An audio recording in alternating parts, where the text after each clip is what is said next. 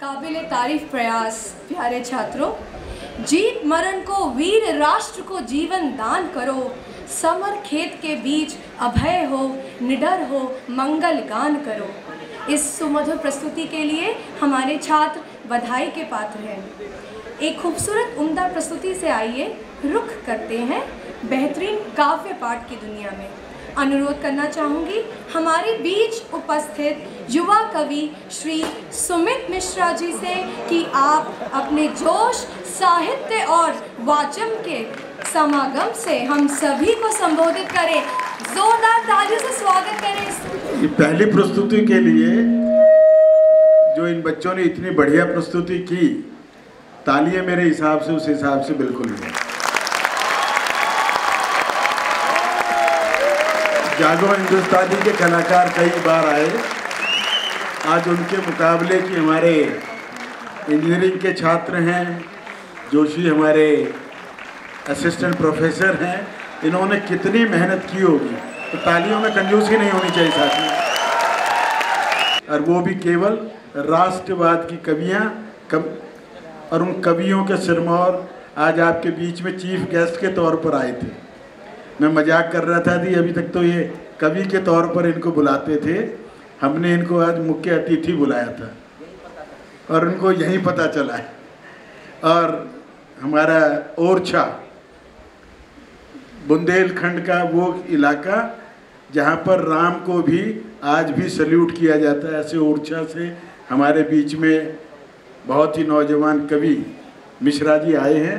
तो शुरुआत मिश्रा जी से होगी, फिर हरिओम पवार का बहुत बढ़िया काव्य पाठ होगा, पूरे मन से जिस प्रकार आप बैठे हुए हैं। राष्ट्र के लिए जीना, राष्ट्र के लिए मरना आज़ादी से पहले आवश्यक था। आज भी हमारी सेनाओं के लोगों को रोज़ाना अपने प्राण उत्सर्ग करते हैं। हम राष्ट्र के लिए जीने वाले नागरिकों का निर्माण करने के लिए 1998 से लगे हुए हैं। और आप हमारे थोड़े हॉल में लाइट करा दें, और आप हमारे उन सपनों का भारत बनाने के लिए हमारे पास आपके माँ बाप ने बहुत आशाओं के साथ भेजा है, बहुत मेहनत के बाद आप आए हैं। आप अधिकांश वो लोग हैं जो 90% के रेंज में आने वाले बच्चे हैं, इसलिए आपसे एक्सपेक्टेशंस परिवार की भी हैं, हमारी भी हैं, देश की भी हैं, और हो सके तो विश्व मानव बनकर इस विश्व का कल्याण करने में आप समर्थ हों, तो हमारे उन वीरों को सच्ची श्रद्धांजलि होगी। महाराजा अग्रसेन इंस्टीट्यूट, जहाँ महाराजा अग्रसेन जी के आदर्शों पर चलता हुआ इस देश को आज़ाद कराने के लिए यदि 100 नाम गिनाए जाएं, तो उन 100 नामों में मैं गर्व से कह सकता हूँ कि महाराजा अग्रसेन जी के वंशज भी उसके अंदर 15-20 हैं, चाहे वो महात्मा गांधी हों, लाला लाजपत राय हों और अनेकों लोग। और झंडा ऊंचा रहे हमारा, ऐसे गीत लिखने वाले जिनका जन्मदिन भी 10 तारीख को था। इस देश के मीडिया को फुर्सत नहीं है ऐसे लोगों का जिक्र करने का भी। श्यामलाल गुप्त पार्षद, वो भी समाज की देन थी। तो हम समाज को देना चाहते हैं, और देना चाहते हैं प्रेम, सद्भाव और शांति से जीने का। आवश्यकता पड़े तो उसके लिए कुछ भी करना हो इस देश की सुरक्षा के लिए, वो हम करने के लिए उद्यत रहेंगे। मैं अब भाई सुमित मिश्रा जी से अनुरोध करूंगा, आए और हम सबको प्रणाम करता हूँ माँ को जिसके ईश्वर भी पैर छूता है। प्रणाम करता हूँ माँ को जिसके ईश्वर भी पैर छूता है। प्रणाम करता हूँ उस देश की पावन माटी को जिसे माँ भी मस्तक से लगाती है। प्रणाम करता हूँ उन अमर शहीदों को जिन्हें पाकर ये माटी भी धन्य हो जाती है। 4 पंक्तियों से प्रारंभ करता हूँ कि अनकहे जज्बात बनना चाहता हूँ, अनकहे जज्बात बनना चाहता हूँ, मैं तिमिर में प्रात बनना चाहता हूँ। संभाव्य है मुझको गरल पीना पड़े, संभाव्य है मुझको गरल पीना पड़े, फिर भी मैं सुकरात बनना चाहता हूँ। ये दावा नहीं करता बहुत मीठा मैं गाता हूँ, ये दावा नहीं करता। इसका थोड़ा इको भाई सब सेट कर दो, मेरा कम है। ये दावा नहीं करता बहुत मीठा मैं गाता हूं, जो देखे जिंदगी में मैं वही किस्से सुनाता हूं। अनाड़ी हूं मगर एक कायदे का भी सलीका है, जहां सब छोड़ देते हैं वहीं से मैं उठाता हूं। और दोस्तों, जो दोस्त जा रहे हैं वो जाएं, लेकिन काव्य पाठ प्रारंभ करूं। मैंने कहा कि जहां सब छोड़ देते हैं वहीं से मैं उठाता हूं। एक आवाज आई दोस्तों दिल्ली से, बोले कि दो लड़कों ने कह दिया, वो उमर खालिद और कन्हैया ने, कि हर घर से अफजल निकलेगा। लोगों ने कहा ये तो क्या कह रहा है। मैंने कहा वो ठीक कह रहा है। मैं तो कहता हूं कि हर आदमी के अंदर से अफजल को निकल ही जाना चाहिए। और मैंने कहा कन्हैया अगर तुम्हारा नहीं निकल रहा है तो तुम बाबा रामदेव से मिलो, वो कोई चूड़ो दे देंगे। वो दूसरा बोल पड़ा, वो हैदराबाद से, बोले मैं भारत माता की जय नहीं बोलूंगा, भारत माता की जय नहीं बोलूंगा। पूरा देश पीछे पड़ गया, बोले बोलना पड़ेगा। मैं एकमात्र आदमी था। मैंने कहा बोलना भी मत, गंदी जुबान से मंत्रों के जाप नहीं किए जाते। जहां सब छोड़ देते हैं वहीं से मैं उठाता हूं। तीसरा बोल गया, बोले इसकी जुबान काट दो, मैं 1 करोड़ रुपया इनाम दूंगा। ये नाम वो लोग बोलते हैं दोस्तों जिनके खातों में 150 रुपए होते हैं। कहां जा रहा है हमारा देश? वो नारे लग गए कश्मीर में। देखने का तरीका ठीक होना चाहिए। देश को सकारात्मक, मैं इसलिए कविताएं नहीं लिखता कि आप मेरी कविताओं पे तालियां बजाएं। मैं देश की सर्वश्रेष्ठ प्रतिभाओं के बीच में, अब 90% वाले लोगों के बीच में खड़े होकर के कविता पढ़ रहा हूं, तब कहता हूं कि मैं चाहता हूं कि मेरी कविताओं से युवा इतना सकारात्मक, इतना ऊर्जान्वित हो कि पूरी दुनिया हिंदुस्तान के लिए तालियां बजाए। तब निवेदन करना चाहता हूं दोस्तों, किसी ने कहा कि वो कश्मीर में नारे लगे, बोले गो बैक इंडिया गो। लोगों ने कहा ये क्या रहा हो, ये तो देशद्रोही है। मैंने कहा वो ठीक कह रहे हैं। वो कह रहे हैं go back India before 1947 and occupy all Pakistan as a India. ठीक करिए तरीका। लोगों ने कहा कि कश्मीर में क्या हो रहा है, कश्मीर समस्या का हल क्या है, पाकिस्तान कश्मीर मांग रहा है, यूएनओ में जा रहा है, इधर जा रहा है। मैंने कहा ठीक कर रहा है, उसे कश्मीर दे दो और पाकिस्तान। तरीका बदल, जहां सब छोड़ देते हैं वहीं से मैं उठाता हूं। दोस्तों कार्यक्रम समाप्त हुआ, कुछ लड़के चले गए, जाते ही साथ जाने कोई महत्वपूर्ण काम के लिए गए होंगे। लेकिन आपसे एक बात कहता हूं 4 पंक्तियों में, जिंदगी में कुछ भी करो पूरा करो। सेमिनार, क्लास, पीरियड जो भी अटेंड करो पूरा करो। इसलिए क्योंकि हमें 4 पंक्तियां सुन लो, तर्क देता हूं कि हमें छोड़कर आप गए तो हम भी ये कह जाएंगे, बीच भंवर में साथ छोड़ने वाले भी बह जाएंगे। यदि समर में अर्जुन बनना है, शिक्षक भी मेरी बात का समर्थन करेंगे कि यदि समर में, समर कहते हैं युद्ध को, यदि समर में अर्जुन बनना है तो पूरी बात सुनो, अर्ध कथाएं सुनने वाले अभिमन्यु रह जाएंगे। अर्ध कथाएं सुनने वाले अभिमन्यु रह जाएंगे। दोस्तों बनना है तो युवा साथियों, बनना है तो युवा साथियों भारत की तकदीर बनो।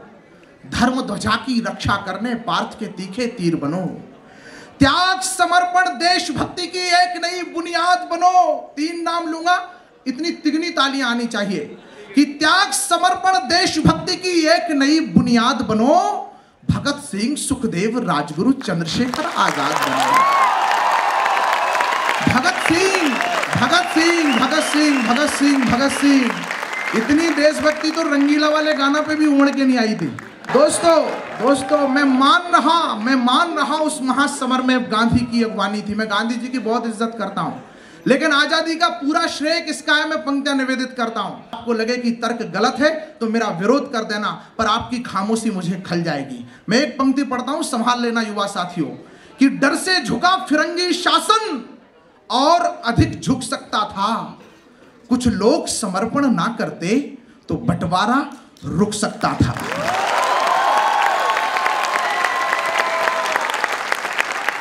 कुछ लोग समर्पण ना करते तो बंटवारा रुक सकता था, लेकिन उनको तो जल्दी थी सत्ता को हथियाने की, सीएम, पीएम, सांसद, मंत्री जैसे पद पा जाने की। इसीलिए तो समझौतों की शर्तों को स्वीकार किया और मिथक दुर्घटना कहकर नेताजी को मार दिया। दोस्तों भी राहुल गांधी संसद में सो गए। पूरे देश की पार्टियों ने विरोध किया। मैं एकमात्र व्यक्ति था, मैंने कहा मैं हर उस पार्टी के हर उस नेता की निंदा करता हूं जिसने राहुल गांधी के सोने की निंदा की। बोले क्यों? मैंने कहा जिस आदमी के जागने से देश का कोई भला नहीं।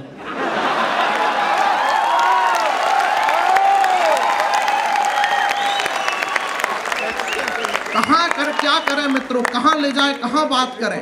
तब निवेदन करना चाहता हूं मित्रों, आते ही मुझे मेरे आराध्य स्वामी विवेकानंद जी का चित्र दिखाई दे दिया। मैं चाहता हूं, इस मंच पर भी उनका जिक्र आया, मैं चाहता हूं एक कविता बढ़ते हुए हिंदुस्तान के युवाओं के बीच में स्वामी विवेकानंद को लेकर के मैं आपके बीच में, अगर अनुमति हो, मैं एक बड़े कवि की अगवानी में खड़ा हूं, मेरे श्रद्धेय आदरणीय नंदकिशोर गर्ग जी, जिनको कविता सुना करके मेरे अंदर कविता के संस्कार आए हैं। मैं उनकी उपस्थिति में, मेरे विश्वविद्यालय आदरणीय जगदीश मित्तल जी की अनुमति से, उनकी परिष्करण के कारण मैं धीरे धीरे आप तक पहुंचने की प्रक्रिया में आया हूं। अगर आप सब एक बार तालियां बजा करके मुझे आशीर्वाद दे दें, मुझे आदेश दे दें, मैं एक कविता आपको सार्थक से सुनाना चाहता हूं। मैं निवेदन करता हूं, स्वामी विवेकानंद कौन थे? आपने बहुत कुछ सुना होगा, पढ़ा होगा। मैं छोटी सी कविता में स्वामी विवेकानंद की यात्रा आप तक कराना चाहता हूं। एक एक पंक्ति जहां आपको ठीक लगे वहां हो नामक ध्वनि, तालियां, वो सब करते हुए आप अपने जीवित होने का प्रमाण देते रहिएगा। मैं पंक्तियां निवेदन करता हूं कि जब सस्य श्यामला वसुधा का, अब आवागमन बंद कर दो दोस्तों, इसलिए थोड़ा 3 मिनट का मुझे बस समय चाहिए, कि जब सस्य श्यामला वसुधा का यह गौरव ज्ञान सशंकित था, दुनिया के मानचित्र पर जब पश्चिम का वैभव अंकित था, हम देश महज पाखंडों के यह तब दुनिया को लगता था, हम अंध भक्त हैं पंडों के यह तब दुनिया को लगता था। वो कहते थे कि भारत में है तर्क युक्त कोई ज्ञान नहीं, हम सब मूर्ख अज्ञानी हैं, कोई धर्म नहीं विज्ञान नहीं। तत्समय हुआ सम्मेलन फिर सब धर्मों की परिपाटी का, जिसमें पहुंचा एक युवा संत भी इस भारत की माटी का। जिसमें पहुंचा एक युवा संत भी इस भारत की माटी का, जिसके कुछ शब्दों को सुनकर सभा समूची मौन हुई। सब मान गए उस ज्ञानी से तो सबकी बुद्धि गौण हुई। सब धर्मों को आदर देते वो बोले मधुरम वाणी में, भारत है उच्च हिमालय में, भारत गंगा के पानी में। भारत है उच्च हिमालय में, भारत गंगा के पानी में। भारत का चिंतन कहता है कि सारा विश्व हमारा है, भारत ही तो दुनिया की हर संस्कृति स्वीकारा है। अति पुरातन शाश्वत जग में इसी देश की गाथा है। अब अगली पंक्ति में हिंदुस्तान दिलों में धड़के तो एक भी हाथ खामोश ना रहे, कि अति पुरातन शाश्वत जग में इसी देश की गाथा है। सभी श्रेष्ठ हैं धर्म देश पर मातो भारत। सभी श्रेष्ठ हैं धर्म देश पर मातो भारत माता है। सब लोगों ने विस्तार बताया अपने अपने धर्मों का, उस युवा संत ने भारत को आधार बताया धर्मों का। तर्क नहीं कोई काट सका जो धर्म सभा में बोल गए, भारत का वैभव बतला कर वो नेत्र सभी के खोल गए। हम जीत गए थे। फिर एक पंक्ति स्वाभिमान की पढ़ता हूं, अपने आप को शिकागो की धर्म सभा के दर्शक दीर्घा में लेके चलना, कि हम जीत गए थे धर्म सभा, हम जीत गए थे धर्म सभा, पर नहीं किसी की हार हुई। उस दिन तो सारी दुनिया में भारत की जय जय, उस दिन तो सारी दुनिया में भारत की जय जयकार हुई। देखने का तरीका मित्रों ठीक होना चाहिए। मैं हमेशा से कहता हूं, एक बस्ती में दो गुट लड़ रहे, मैंने कहा क्या हो गया? बोले पाकिस्तान की जीत पर जश्न मना रहा था, पटाखे फोड़ रहा था, ये देशद्रोही है। मैंने कहा तुम गलत समझ रहे हो, ये देशद्रोही नहीं है। एक बाप को अपनी जीत से ज्यादा खुशी अपने बेटे की जीत की होती है।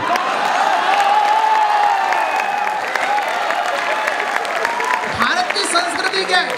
लोग कहते हैं पाकिस्तान, मोदी वो पान की दुकान पे गुटखा थूकता हुआ आदमी कह रहा है मोदी जी को युद्ध कर देना चाहिए। जो अपने पड़ोसी से मुद्दा शांत नहीं कर पाया वो कह रहा है पाकिस्तान से युद्ध कर दो। दोस्तों, पाकिस्तान को तिनका कहने का मतलब हम सूत नहीं, वो बेशक कमजोर हो इसका मतलब हम मजबूत नहीं। हमें मजबूत होने की प्रक्रिया में आना है। हम बार विश्व की महाशक्ति बनेंगे तो पाकिस्तान जैसे लोग अपने आप हमारे चरणों में आ जाएंगे। हम इनसे युद्ध करने की जरूरत नहीं है। युद्ध बराबरी वालों में होता है, वो हमारी बराबरी का नहीं है। मैं पंक्तियां निवेदन करना, हम जीत गए थे धर्म सभा, पर नहीं किसी की हार हुई। उस दिन तो सारी दुनिया में भारत की जय जयकार हुई।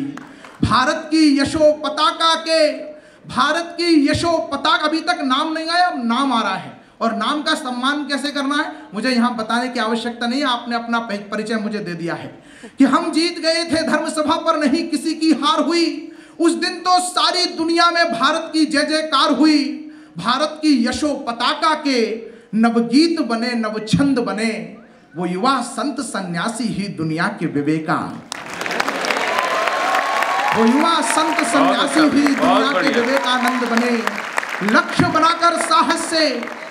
बनाकर साहस से हम सबको बढ़ना सिखलाया। इस देश की एक बड़ी आवाज, बड़ी शख्सियत, जिसको सुनकर के हिंदुस्तान में एक जोश आया था, वो आवाज आज हमारे बीच में बैठी है। कविता की, हिंदी की, ओज की कविता की एक पूरी सदी यहाँ पर बैठी है, उनकी अगवानी में पढ़ रहा हूँ। अंतिम पंक्तियां पढ़ करके आपसे विदा लेने की प्रक्रिया में हूँ, लेकिन स्वामी विवेकानंद का संदेश का वाचन करना चाहता हूँ। उन्होंने क्या कहा, मैं पंक्तियां निवेदन करना चाहता हूँ कि लक्ष्य बनाकर साहस से हम सबको बढ़ना सिखलाया, विघ्नों से या बाधाओं से हिम्मत से लड़ना सिखलाया।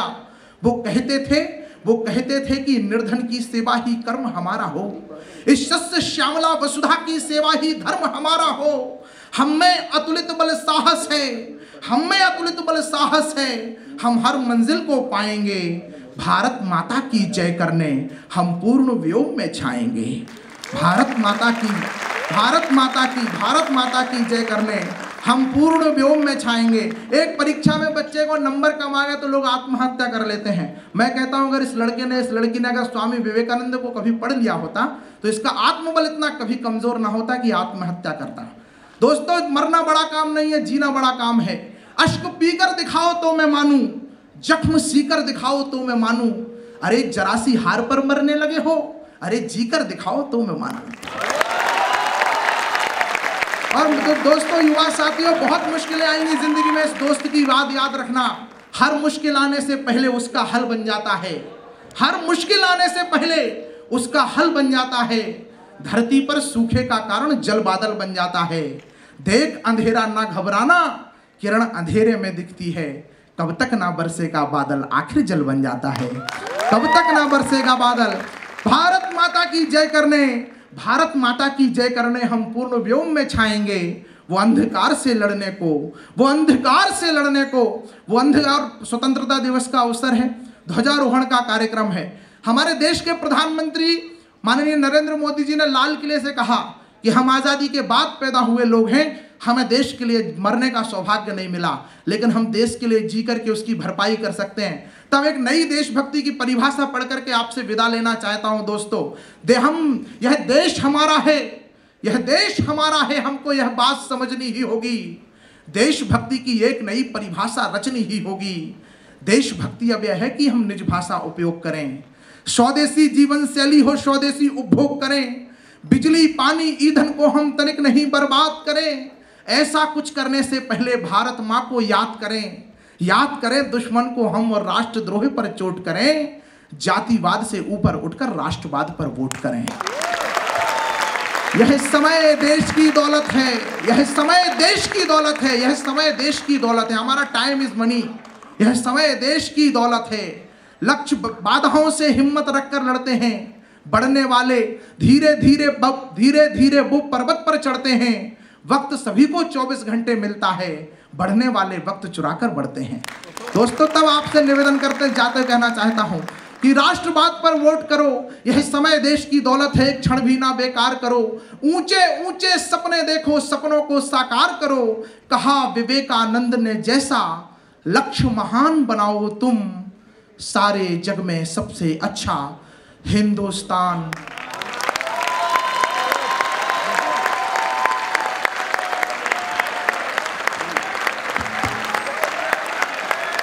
जोरदार तालियां।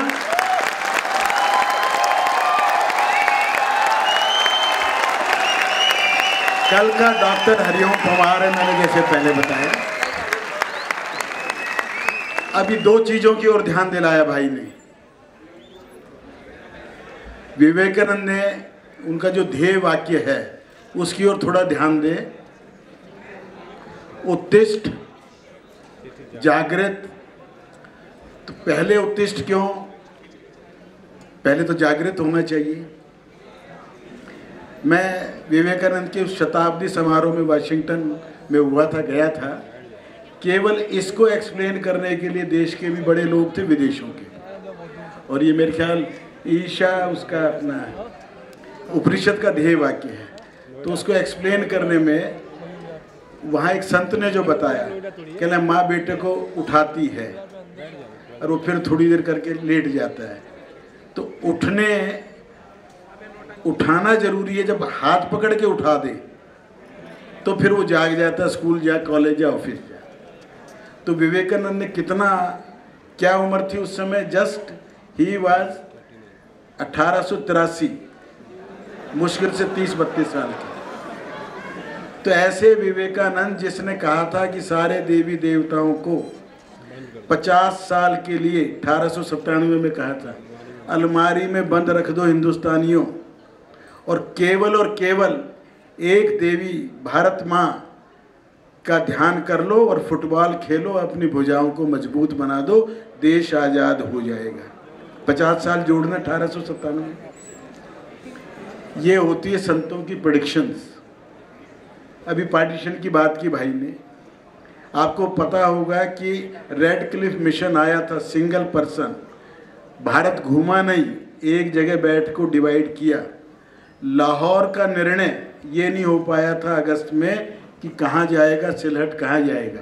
16 अगस्त को जानबूझ के वो रिपोर्ट 14 अगस्त को पब्लिश नहीं की थी, 16 को की थी। तो मैं आप सारे प्रबुद्ध लोगों से पूछना चाह रहा हूँ, 15 अगस्त क्यों मनाते हैं, 26 जनवरी क्यों मनाते हैं? 2 डेट्स हैं ना, ये दोनों ही डेट्स का कोई अर्थ नहीं है। 26 जनवरी का अर्थ ये था कि लाहौर के किनारे, रावी के किनारे लाहौर में सबसे पहले जवाहरलाल नेहरू ने पूर्ण स्वतंत्रता की बात की थी।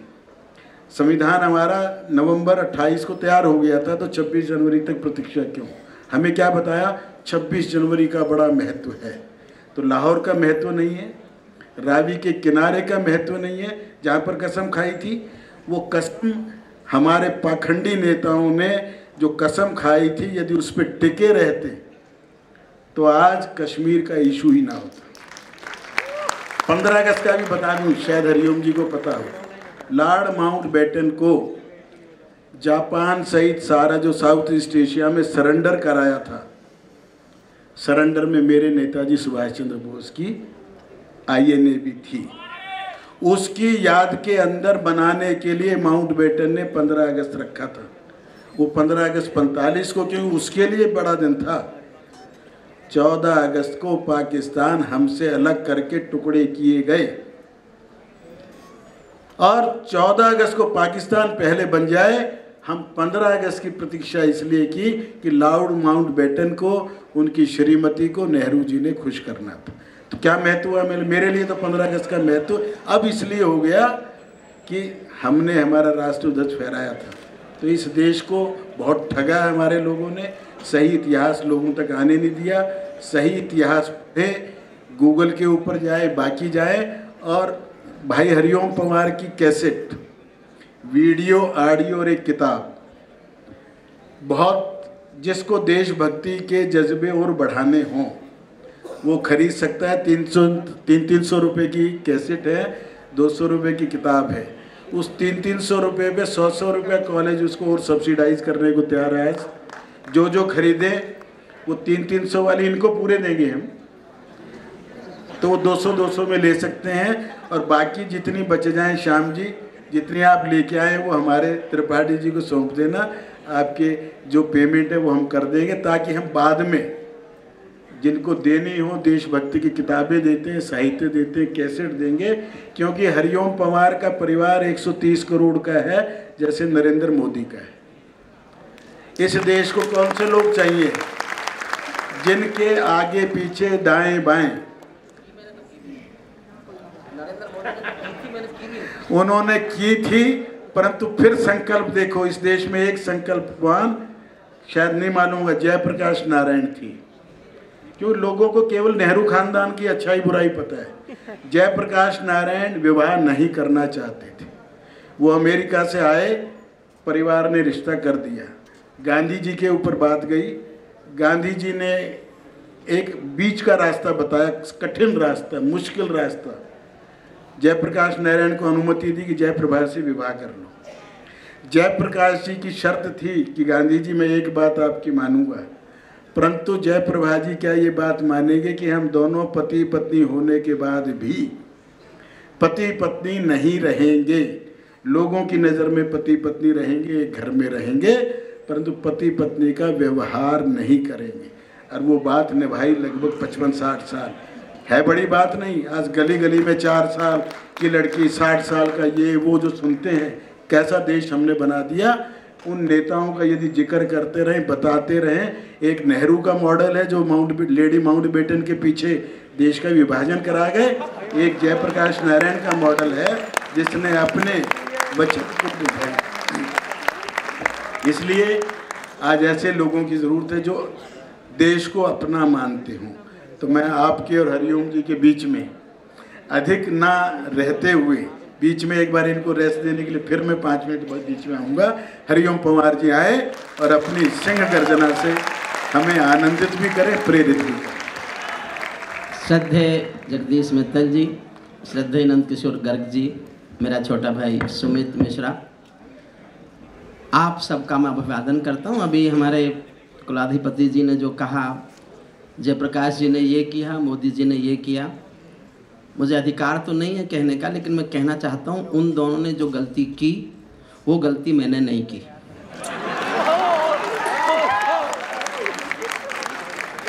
अगर जयप्रकाश नारायण को शादी करने के बाद भी पत्नी के रिश्ते नहीं निभाने थे तो शादी नहीं करनी चाहिए थी। श्री नरेंद्र मोदी जी को शादी करने के बाद छोड़ना था तो नहीं करनी चाहिए थी। मैंने नहीं की, इसलिए मैंने कम से कम वो गलतियां तो नहीं की। सुमित ने बहुत अच्छा कविता पाठ किया। श्री जगदीश मित्तल जी ने भी नहीं की, मैंने आपसे तो सीखा। सुमित ने बहुत अच्छा कविता पाठ किया विवेकानंद जी पर। उनका नाम नरेंद्र ही था और जो अब हमारे प्रधानमंत्री हैं उनका नाम भी नरेंद्र है। उन्होंने विवेकानंद पर सुनाई, मैं नरेंद्र जी पर सुना रहा हूँ।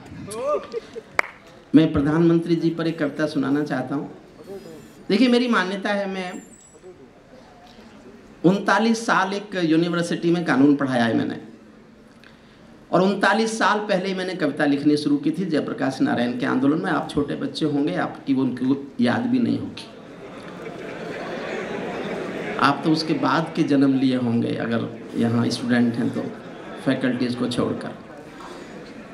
मेरी आज भी मान्यता है, तब भी मान्यता थी, कविताएं कभी भी किसी भी युग में किसी सरकार का समर्थन नहीं होती। कविताएं जब जब सरकारों का समर्थन करती हैं, या तो कविताएं मरती हैं या सरकार गिरती हैं, दोनों साथ नहीं चल सकते। तो मेरा संकट समझिए, जिनको हटाना चाहते थे वो तो हटा दिए, जिनको लाना चाहते थे वो आ गए। अब क्या करें? समर्थन में लिखें तो दोनों में से एक काम, विरोध लिखने का कोई भी औचित्य बनता नहीं। अच्छा, अभी इन्होंने राहुल जी पर बोला कि उनका सोना अच्छा लगा। देखो, राहुल जी का मैं बहुत आदर करता हूँ, इसमें हंसने की बात नहीं है। मुझे तो एक मेरा दोस्त है पाकिस्तान में, उसने कहा हमको किसी से डर नहीं है, हिंदुस्तान से डर नहीं है, किसी से डर नहीं है, हमारे देश को अगर डर है तो केवल राहुल गांधी जी से है। मैंने कहा वो कैसे? वो कैसे भाई? मेरी भी समझ में नहीं आई बात, और आप भी समझ जाओ तो तालियां बजाना। उसने कहा साहब, जिस व्यक्ति ने 127 साल पुरानी कांग्रेस खत्म कर दी,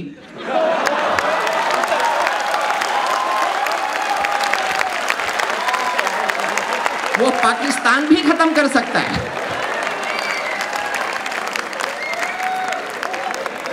तो इसलिए उनको जगाए रखिए, वो हमारे देश के अमूल्य निधि हैं। मैं एक कविता सुनाता हूँ, मोदी जी पर सुनाता हूँ। और आप युवा लोग हैं, हो सकता है बहुत से लोगों ने कवि सम्मेलन नहीं सुने हो, मुझे बहुत सारे लोगों ने हो सकता है नहीं सुना हो।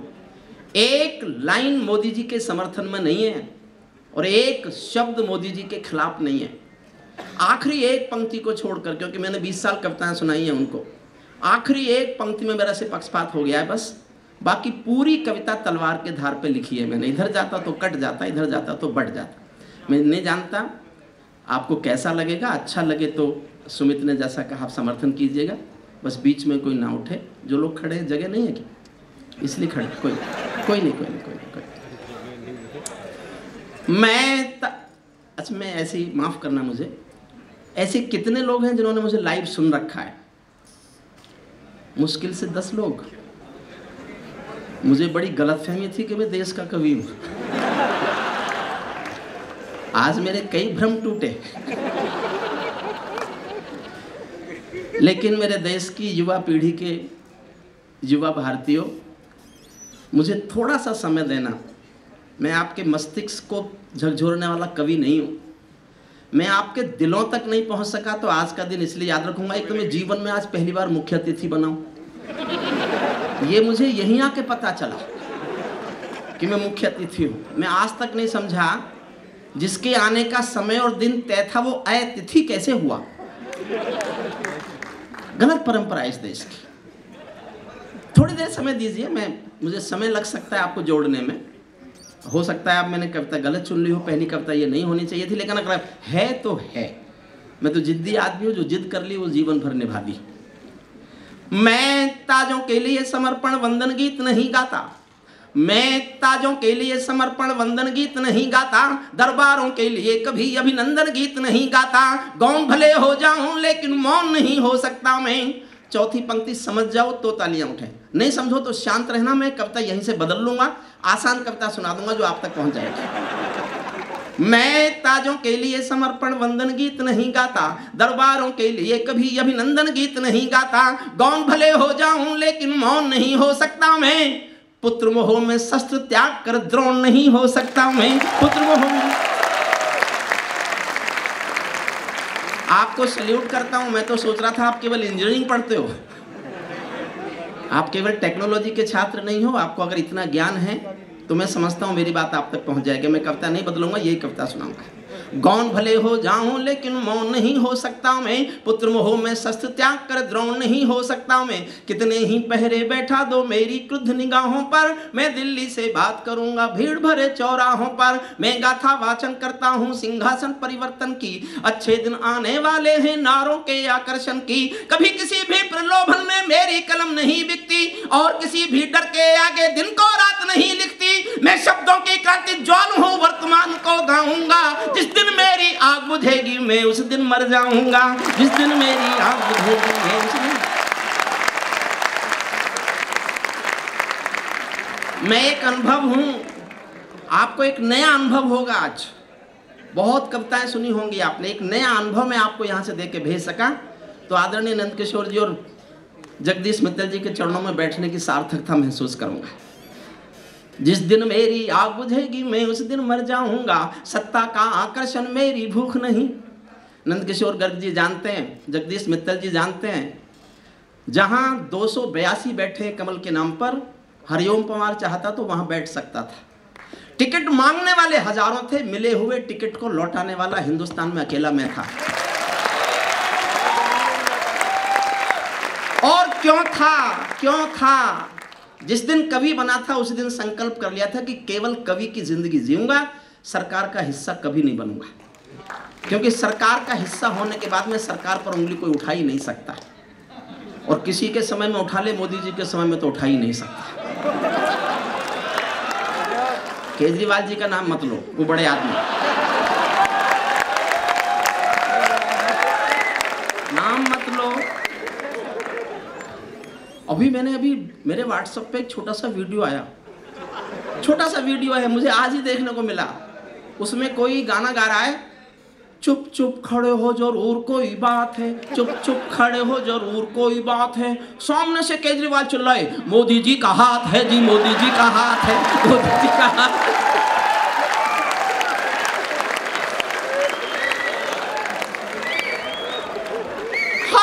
मोदी जी का हाथ है। उनके किसी विधायक के अपनी पत्नी से संबंध खराब है, इसमें मोदी जी का हाथ है। हर काम।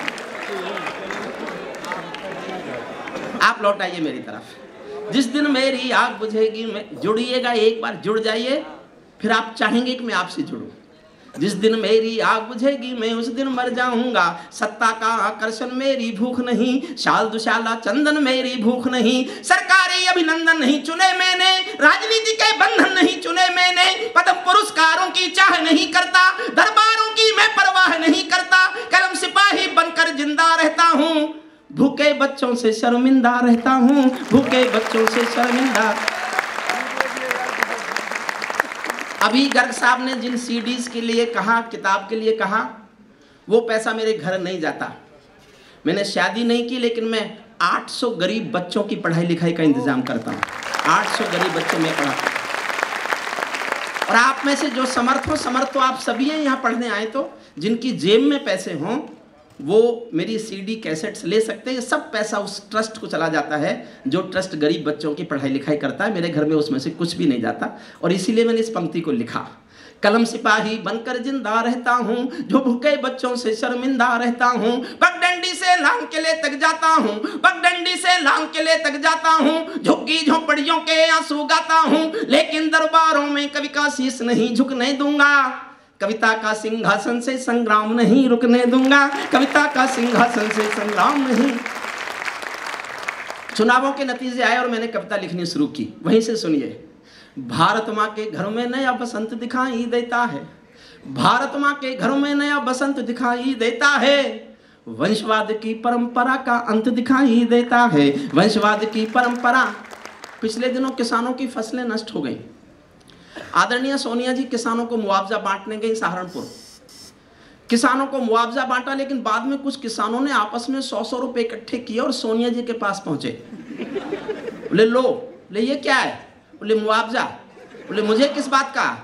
किसान बोले साहब मैडम फसल तो आपकी भी नष्ट हो गई।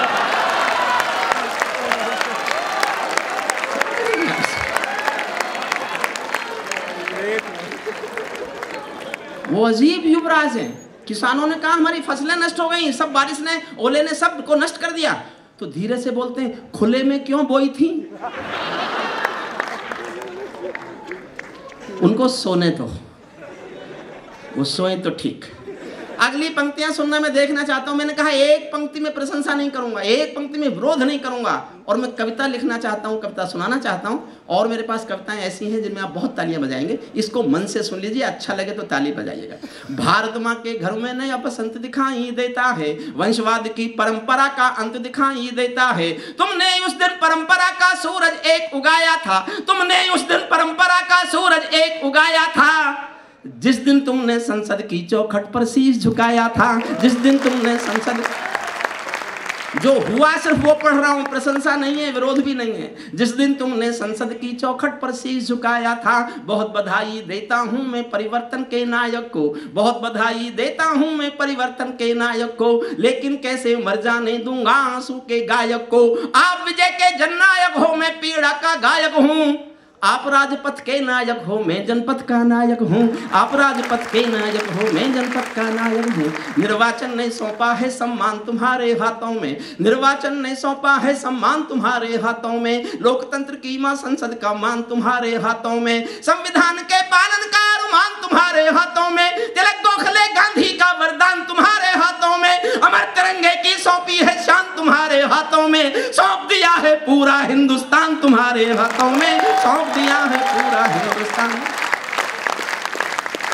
सौंप दिया है पूरा हिंदुस्तान तुम्हारे हाथों में। विजय किसी की नहीं, विजय ये परिवर्तन के यश की थी। और अगली पंक्ति समझ जाओ तो मुझे बताना कि आप बहुत बहुत मन से सुन रहे हैं। विजय किसी की नहीं, विजय ये परिवर्तन के यश की थी, और पराजय गांधी जी के बंदर के अपयश की थी। और पराजय गांधी जी के बंदर के अपयश की थी। 10 सालों तक बैसाखी से तारे टूटे मौन रहे, 10 सालों तक बैसाखी से तारे टूटे मौन रहे। घोटालों पर घोटालों के अनबम फूटे मौन रहे। हर घटना दुर्घटना पर मौनी बाबा हो जाते थे। हनुमान चालीसा सीने पर रखकर सो जाते थे, हनुमान चालीसा सीने पर रखकर सो जाते थे। जिस ईमानदार के घर में कौल दलाली पलती हो, मैं दब्बू ईमानदार के पाप नहीं छिपने दूंगा। कविता का सिंहासन से संग्राम नहीं रुकने दूंगा, कविता का सिंहासन। दूसरा छंद सुनिए। आज आपके रथ के सारे घोड़े हिम्मत वाले हैं, कुछ गौरक्षक और साधु ज्यादा हिम्मत वाले देखा। आज आपके रथ के सारे घोड़े हिम्मत वाले हैं, गायत्री के, गंगा माँ के, गैया के रखवाले हैं। और दो पंक्ति नंदकिशोर गर्ग जी, आप 3 बार विधायक रहे हैं, एक पार्टी में काम करते हैं। मैंने तो आज आपका साम्राज्य देखा। मैं तो अब तक आपको राजनीतिक रूप में ही समझता था, स्वीकार करता था। कब सम्मेलनों में मिलते थे, सारी रात सुनते थे। आज आपका स्वरूप देखा। आपके आगे 2 पंक्तियाँ पढ़ रहा हूँ। मुझे नहीं पता भाजपा के लोगों को अच्छी लगेंगी कि बुरी, लेकिन मैं ये तो सोचता ही नहीं किसको कैसी लगेगी। जो मुझे अच्छा लगा मैंने लिखा, आपको अच्छी लगे कोई ताली बजाना। सुनिए, आज आपके रथ के सारे घोड़े हिम्मत वाले हैं, गायत्री के, गंगा माँ के, गायक गायों के रखवाले हैं। लेकिन ये भड़कीले भाषण जो जहरीले नारे हैं, लेकिन ये भड़कीले भाषण जो जहरीले नारे हैं, ये मोदी सिंहासन के हमदर्द नहीं हत्यारे हैं। ये मोदी सिंहासन के हमदर्द नहीं हत्यारे। सिंहासन का हिस्सा बांटो तुम उसको चाहो जिसको। नंदकिशोर जी ने बताया, मैंने जयप्रकाश नारायण के साथ काम किया है। मैंने मीसा भोगा है। जब मैं LLM में पढ़ता था, मैं जेपी के आंदोलन में हिस्सा लिया और मुझ पर मीसा लगा। मैं जेपी के आंदोलन की कोख से पैदा हुआ कवि हूँ। जेपी के आंदोलन की कोख से 2 चीज़ें पैदा हुई, जनता पार्टी और हरिओम पंवार। जनता पार्टी का पता नहीं है कहाँ है कि नहीं, लेकिन मैं आपके सामने कविता सुना रहा हूँ। उसके बाद मैंने जीवन में एक सन्यासी के साथ काम किया। आज लोग उसे कुछ भी कहें, लेकिन मुझे उनके काम अच्छे लगते थे। इस देश के गरीब आदमी को स्वस्थ रहने की कोई प्रक्रिया सिखा रहा है, मुझे वो बहुत बड़ा सन्यासी लगता है, बहुत बड़ा समाज सुधारक लगता है। मैं उसके पक्ष में बोलता हूँ। मुझे नहीं पता आप समर्थन करेंगे कि नहीं, लेकिन मुझे अच्छा लगता है, इसलिए मैं बोल रहा हूँ। सिंहासन का हिस्सा बांटो तुम उसको चाहो जिसको, भूल न जाना रामदेव के स्वाभिमान की कोशिश को, भूल न जाना रामदेव के स्वाभिमान की कोशिश को। जिनके अंदर संघर्षों का एक पुरोधा बैठा है, जिनके अंदर युग परिवर्तन का एक योद्धा बैठा है, जिसने काले धन पर घर घर जाकर अलग जगाया था। बाबा ने परिवर्तन का मौसम मनकूल बनाया था। बाबा ने कथनी करनी का भेद मिटाकर दिखा दिया। वंशवाद को राजमहल से दूर बिठा कर दिखा दिया। वंशवाद को राजमहल से दूर बिठा कर दिखा। और मेरे छोटे भाई कवि ये मानते हैं, हिंदुस्तान में कब सम्मेलनों में तालियों के पहाड़ बनाने की परंपरा मैंने शुरू की। मैं आज भी बहुत बूढ़ा नहीं हूँ। 2 पंक्ति पढ़ता हूँ और ये महसूस करके जाना चाहता हूँ। नंदकिशोर गर्ग जी, आपके इस महाविद्यालय में, ये महाविद्यालय कम गुरुकुल ज़्यादा है। जहाँ संस्कार भी सिखाए जाते हों, वो गुरुकुल जैसा ही होता है, क्योंकि हिंदुस्तान की परंपरा संस्कार सिखाने की। 2 पंक्तियां पढ़ता हूँ, देखना चाहता हूँ आप कितनी जोर से तालियां बजा सकते हैं। मेरा पढ़ने का जोश ज्यादा है या आपका सुनने का जोश ज्यादा है? बाबा ने कथनी करनी का भेद मिटा कर दिखा दिया। वंशवाद को राजमहल से दूर बिठा कर दिखा दिया। स्वामी जी ने पतंजलि को पुनः जिला कर दिखा दिया। पेट हिलाने वाले ने सरकार हिला कर दिखा दिया। पेट हिलाने वाले ने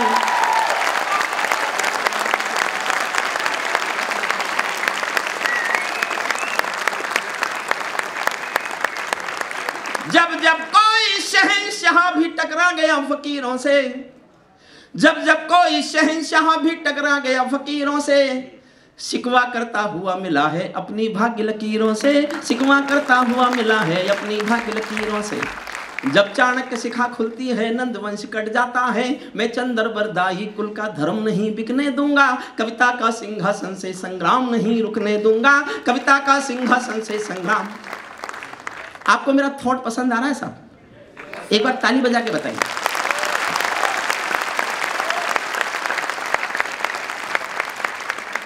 थोड़ा सा कठोर होता हूँ, थोड़ा सा कठोर होता हूँ, क्योंकि 2 साल तो हो ही गए ना। मैं थोड़ा सा कठोर होता हूँ। हमने कई व्यथा भोगी हैं जनादेश ना। मेरा भाव समझना, कवि की ईमानदारी को स्वीकार करना। हमने कई व्यथा भोगी हैं जनादेश नाकामी की। ये परिवर्तन चढ़ ना जाए भेंट कहीं बदनामी की। जिंदा कौमें कभी झूठ की जय जयकार नहीं करती। भीगी पल के सिंहासन वालों को प्यार नहीं करती। झोपड़ियों की पीड़ा को जो भी दरबार नहीं सुनता, उसका भाषण लाल किला भी बारंबार नहीं सुनता। उसका भाषण लाल किला भी उसका भाषण लाल किला भी बारंबार नहीं सुनता। इस सवाल का उत्तर क्या है, मैं किसको समझाऊं क्या? मेरी समझ नहीं आया तो जनता को बतलाऊं क्या? सत्ताधीशों के अधरों पर पहरा क्यों हो जाता है? कभी कभी सिंहासन गूंगा बहरा क्यों हो जाता है? कभी कभी सिंहासन गूंगा बहरा। और जोश मांगता हूँ सुनना साहब, मैं जोश दिखा रहा हूँ, जो मैंने लिखा होगा तो बहुत दूर की सोची होगी। मेरे भाइयों ने मना किया अभी मत लिखो। मैंने कहा मैंने तो लिख लिया, मैं पढ़ूंगा।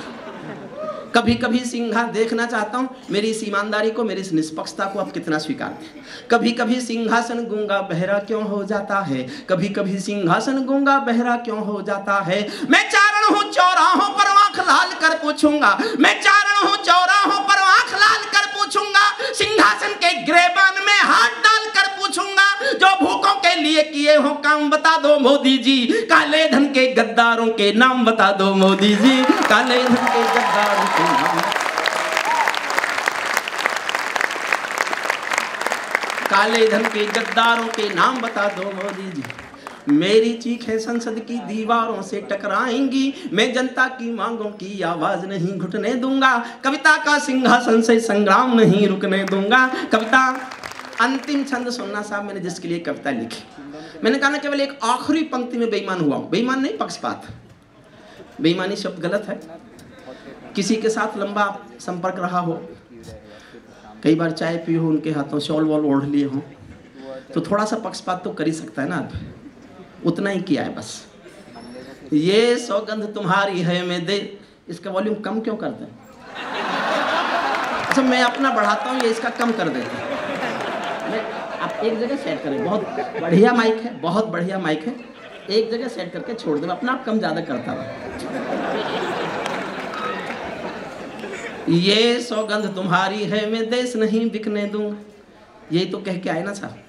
ये सौगंध तुम्हारी है मैं देश नहीं बिकने दूंगा, देश नहीं मिटने दूंगा, मैं देश नहीं झुकने दूंगा। है मेरा विश्वास कभी सौगंध नहीं तोड़ोगे तुम, भारत माँ की सेवा का अनुबंध नहीं छोड़ोगे तुम। ऐसा कुछ कर जाओ पूरा देश देखता रह जाए, देश नहीं भूमंडल का प्रवेश देखता रह जाए। ऐसा कुछ कर जाओ पूरा देश देखता रह जाए, देश नहीं भूमंडल। क्या कर जाओ साहब, 10 लाइन सुनना। एक एक पंक्ति में एक एक मांग है जो मैं आपकी तरफ से हिंदुस्तान के सिंहासन से करता हूं, और आपको लगे ये मांगे ठीक हैं, जनता का इनमें स्वर है, तो मेरी एक एक लाइन की एक एक मांग का। हुजूर वापस आओ, हुजूर आपसे करो, वापस आ जाओ, वापस आओ, जहां से गए हो वहीं आओ। ये पार्लियामेंट है जिसका मन करे उठ के चला जाए।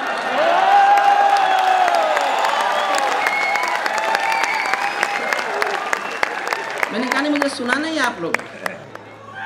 आप खड़े इसलिए हैं कि आपके पास बैठने की जगह नहीं है, वरना मेरी कविताओं पर कोई खड़ा नहीं होता, क्योंकि मैंने जिन सरकारों पर लिखा वो बैठ गई।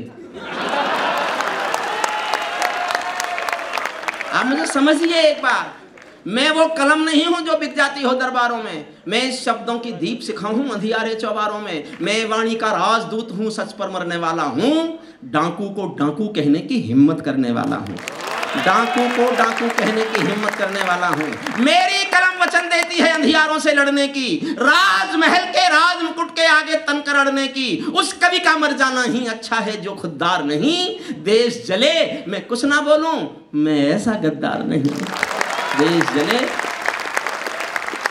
अंतिम पंक्तियां सुनना, एक एक लाइन में एक एक मांग सुनना, उस मांग का समर्थन करो। तो ऐसे करना कि हमें लगे हमने भारत सरकार को अपनी मांग पत्र भेज दिया है।